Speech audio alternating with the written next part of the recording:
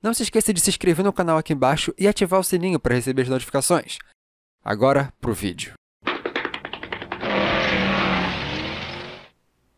É sério isso?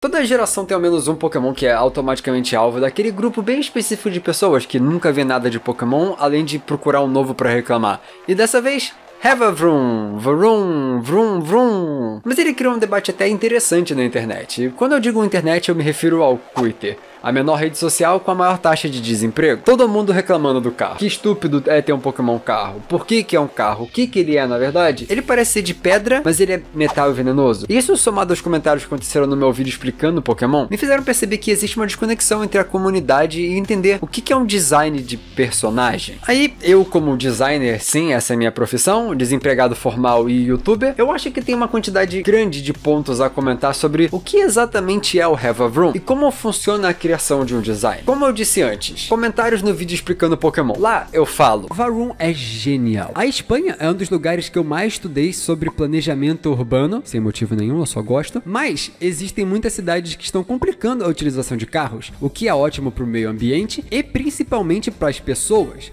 não só porque incentiva métodos alternativos de locomoção, mas porque o planejamento das cidades fica bem melhor e mais prático para viver nesses lugares. Importante lembrar que você vive nessas cidades. Revavroom então representa exatamente essa imagem do carro para eles, como lixão de metal e poluente, por isso venenoso. Sua evolução parecer um carro pré-histórico é um simbolismo exatamente de achar carros algo do passado. Simplesmente o design mais genial da geração. E depois disso muita gente veio comentar sobre a Pokédex deles, que explicam que é dito que esse Pokémon nasceu quando um Pokémon venenoso desconhecido amaldiçoou um motor deixado em uma fábrica de processamento de sucata. E também, a parte de aço é o verdadeiro corpo do Revavroom. Esse Pokémon se prende a pedras e converte os minerais em energia, para ter energia para fazer as suas atividades. Parte do Pokémon. Ele é isso. Dentro do universo ele funciona assim, ele nasceu assim. Essa é a parte dele que envolve toda a sua vida dentro daquele universo.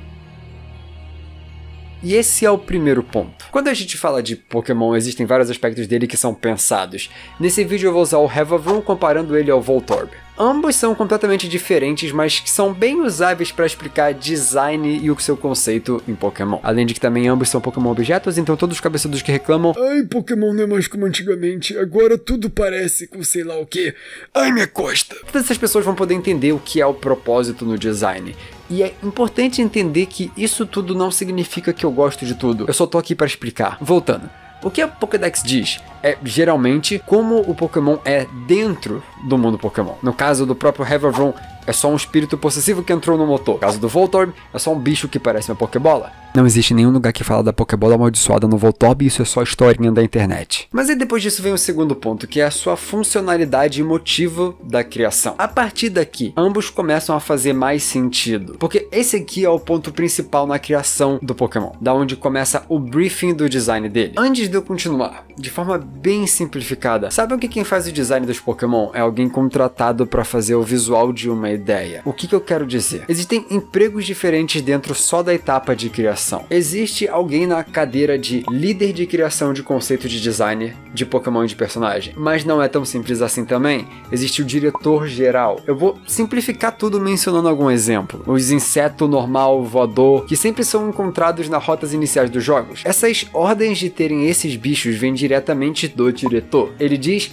o que é preciso num antro geral do jogo. Pokémon desse tipo, um Pokémon que seja sobre esse assunto, coisas genéricas. E aí, quem escolhe a ideia específica de cada um dos designs é então o líder da criação. Como, por exemplo, precisamos de um Pokémon carro, precisamos de um Pokémon engenheiro, e por aí vai. Então, ele é quem serve de ponte entre os pedidos do diretor e os criadores dos Pokémon de verdade, que são vários artistas diferentes. Vários artistas da empresa, eles fazem esboços e ideias, eles tentam desenvolver o pedido original. Então, ao escolher uma das opções que eles criaram, eles vão desenvolvendo até chegar na versão que nós vemos vimos nos jogos oficiais. No final, todos os designs que viram Pokémon oficialmente foram aprovados, e majoritariamente pelo próprio Ken Sugimori. Então qualquer design que você não gosta foi aprovado pela mesma pessoa que fez a versão final de todos os designs de Pokémon de Kanto e Johto. Majoritariamente veio dele, porque existem exceções, eu falei que essa é uma forma simplificada dessa parte do vídeo, mas vamos voltar. Com o exemplo do Voltorb, fica fácil de entender o que é esse segundo ponto. Funcionalidade e motivo de criação. No caso, a sua função dentro do jogo é o seu motivo de ser criado. A do Voltorb é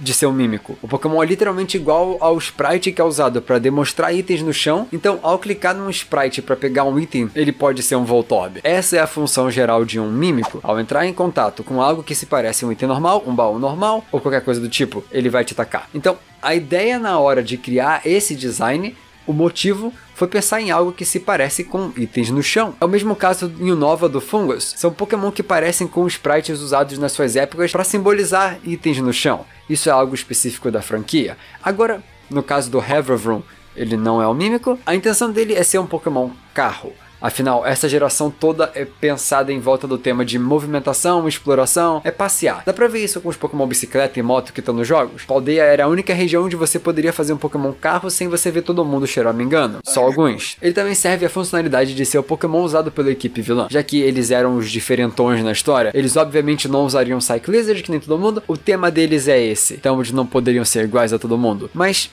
de verdade, o que faz o Havrovrum ser especial é que ele foca principalmente na sua inspiração principal. Isso é algo que vem logo após o motivo da criação, mas que ao mesmo tempo serve de ponto de começo para o que vai ser o design final dele. O Voltorb tem como inspiração visual a Pokébola, afinal, ela que segue a base do seu motivo de criação que a gente contou, que era ser um mímico, e aí então vem a inspiração principal, a Pokébola, e no final é criada a sua noção de vida dentro do universo com a história dele se alimentar de eletricidade e afins. E usando esses mesmos pontos para falar do Havrovrum, o seu motivo de criação é ser um carro. Sua inspiração principal, então, é aquela que nós comentamos sobre o vídeo de design. É ser uma alegoria como os carros são ruins. Se você olhar até mesmo a sua localização na região de Paldea, ele fica bem perto de onde fica Barcelona, no mundo real, a cidade cujo planejamento é de cada vez menos ter carro, já que eles são ruins para quem mora na área. Então, por isso do seu visual pré-histórico, para bater nesse tema de carros ruins, velhos, e como tem a temática de passado e futuro, Flintstones e Jetsons. E a sua vida dentro do universo foi o que a gente leu na Pokédex dele. É a última etapa, mas que é a menos importante para o design do Pokémon.